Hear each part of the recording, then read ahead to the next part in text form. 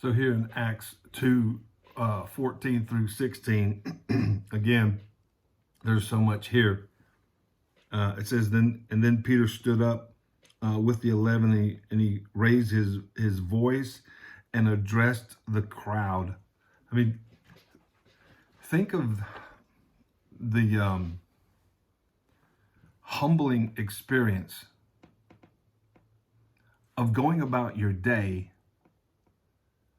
and out of the blue, you get to be used by God to share the gospel. That's what's going on here. I was at wrestling practice one day. A student came up to me and said, "Hey, Coach, I got to ask you about something. Can we talk after practice?" I said, "Yeah." So after practice, he came up to me. We sat down. We were talking.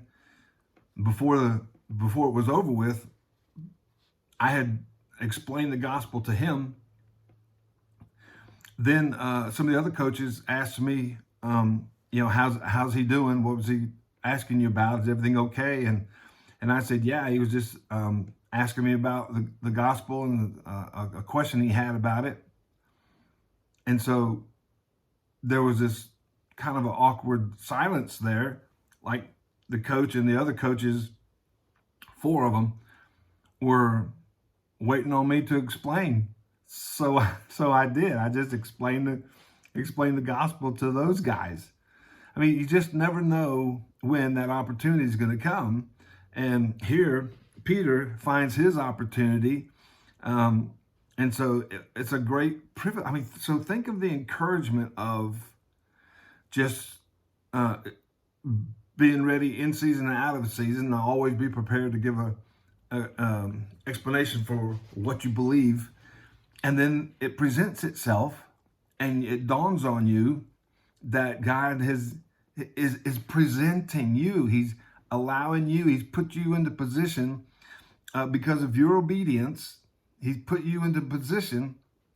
You're just following.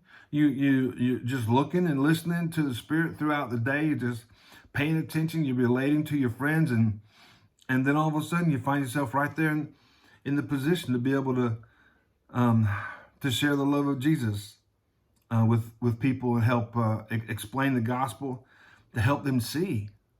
I mean, imagine being able to share, clarify the gospel with somebody and give them hope, right? Hope that God really does love them, to give them hope that there is a possibility, which is a reality, that they can have a relationship with God, that God really does love them. And so their love for God is increased. Their understanding of Him is increased. You speak in truth and life to them, and so hope begins to rise up in them, and you begin to realize, hey man, look what God has done through my simple obedience.